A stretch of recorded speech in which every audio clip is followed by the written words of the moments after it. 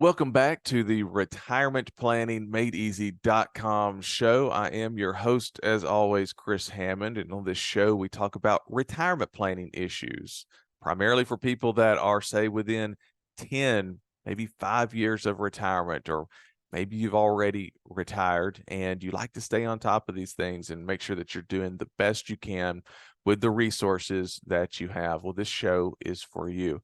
On today's episode, we're going to talk about how to emotionally handle money so that it doesn't own you. Money is probably one of the most emotional topics, emotional aspects of your life that you have. It is a very emotional thing, and it's good to understand how to handle it so that you have a healthy relationship with it. Now, why this is so important is because money has to be used to live. It's going to be necessary for your retirement. In other words, money is unavoidable. You're not putting gas in the tank. You're not putting food in the fridge. You're not paying for the heating of the air. You're not going to Disney World unless you have to use money. So it's one of those things where you can never really say, I'm going to just not have anything to do with money. In other words, life just doesn't work that way. So you have to learn how to emotionally handle it the right way. Now, for retirees and for people that are getting close to retirement, you're probably thinking about this aspect of it. And this is why it's so important. Money becomes a point of things that you can potentially worry a lot more about, because even if you haven't retired and you're about 5, 10 years away, you're thinking about it, and you know that you're going to walk away from a paycheck that comes into your checking account every 2 weeks. When you take away that income stream from the work that you're doing, then money can become a little more anxiety driven in your life, because now you're looking at maybe like your 401k or your other savings, and you're saying, this is it. This is what I have. This is what I have to live on.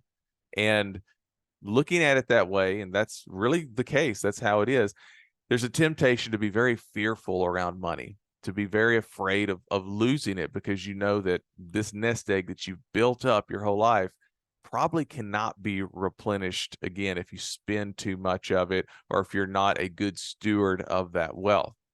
So it's important that we approach money the right way. Now, I came across an email, and it was talking about this interview that they had done years back with a philosophy teacher out of San Francisco. I think his name was like Jacob Needleman, and they had some questions that they asked him from his experiences of working with people, and also he had connections with people in Silicon Valley, so he had connections with people that had lots of money, and some of his observations around money and how it changes people and that kind of stuff. Um, but they had some questions in that they asked him. Now, the first one was, does having a lot of money free you from worrying about the details of life?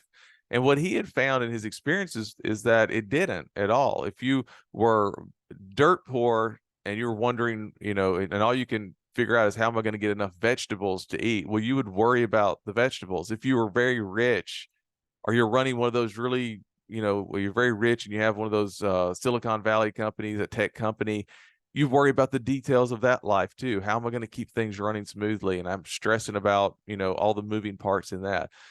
Having the money doesn't really cause us to not worry about the details of life. So if you're a worrier, money's not going to necessarily solve the problem. Now, having said that, I know from personal experience myself, and I know that most all of you guys watching, there was probably a time in your life where, you came fresh out of college, your first job's probably not paying that well, you're probably not making that much money, and money was a big worry back then too, about how am I going to pay the rent and the utilities and all that. And then as you moved up the corporate ladder and you had a higher income, you didn't have to worry about those things as much. So there is kind of this sweet spot in there where money does help out with certain things, but it doesn't take away from all the worry of life. And especially when it comes to retirees, you're going to be entering that chapter 2 of your life where money will become more important. Not more important, but it will become something that you'll think about a lot more as you're looking at paying the bills and you're looking at that lump sum nest egg and this has got to last the rest of my life.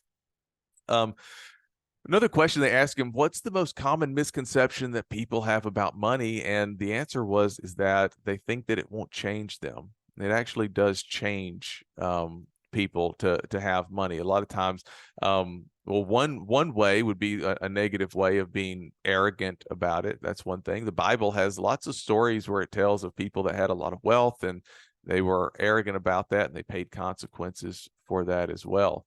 But it can also, having a lot of money can also make us more fearful as well, because now we're looking at, how do I make sure that we don't lose this money? I have to preserve this money, because if I don't, what's going to happen to me now? I don't have my paycheck anymore. I retired. I'm rusty with my career skills because I've been out of the workforce for 10 years. I couldn't just jump back in.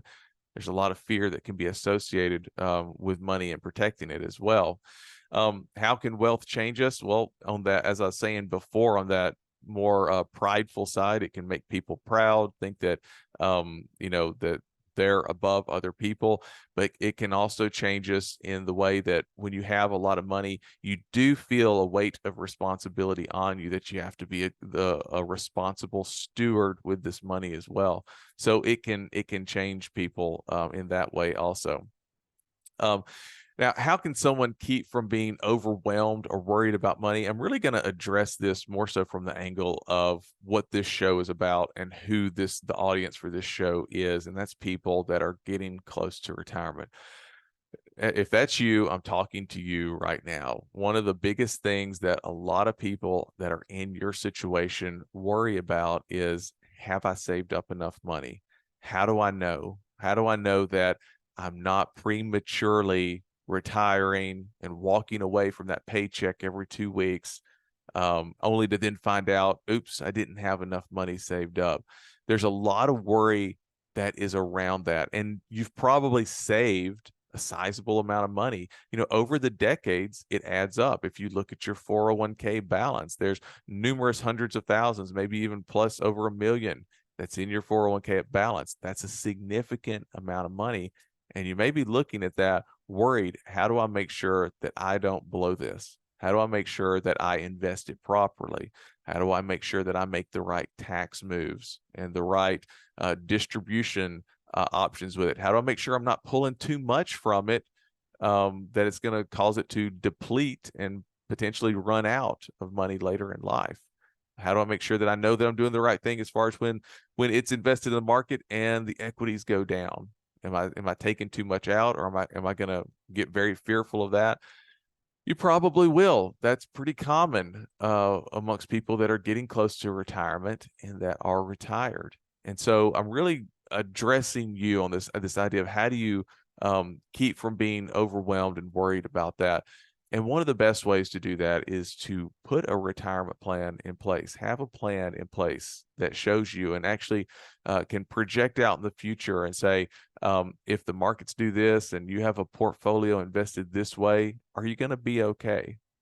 Do I have my funds allocated properly? Do I have my tax diversification buckets filled up properly as best as possible with some Roth IRAs, traditional IRAs, and taxable accounts? Do I have my buckets filled up properly with money I can tap into that's going to last me a couple of years, even if the market goes down, so I don't have to sell my stocks at a low point to turn them into cash just so I can take that vacation with the grandkids that I'd promised them?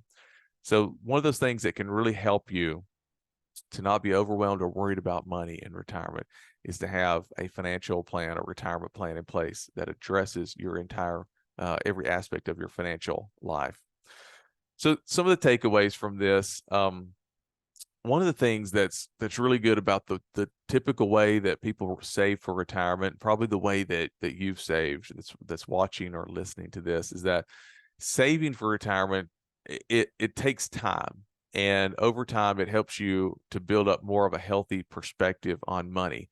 It's completely different. It's radically different from the person that wins the lottery and they don't know how to handle all that money that comes on them at one time. Saving for retirement, this wealth built slowly over time, helps you to have that better perspective on money, and that's a good thing. But even in spite of that, retiring which is really another way of saying you're letting go of the paycheck. So now you've got to live on Social Security, maybe you have a pension and your savings. And so you're letting go of that. That is still a very emotionally hard time for many, I would say most retirees. And the big takeaway is that's why it's so important that you get expert advice and have a retirement plan in place that helps you to address that anxiety that you may have about money, so that you know, because you've structured your plan properly by getting the right type of help. And you know that if my 401k drops 20-30% in the market, I've got a plan in place to know where I'm tapping in to pulling money from that I need to spend for X, Y, and Z, the things that I want to do in retirement, all that stuff. Having that plan in place is so important. Well, that's all I've got for you guys for today. If you want some free resources to help you out with your retirement, head on over to retirementplanningmadeeasy.com. You can download a free copy of our essential step-by-step retirement guide. It will offer you some good advice and help on building out your own retirement plan, get you started on that. Just head on over there. It's free. Put in your name, your email, and we'll immediately send it over to you. And until next time, I will see you guys on the next episode.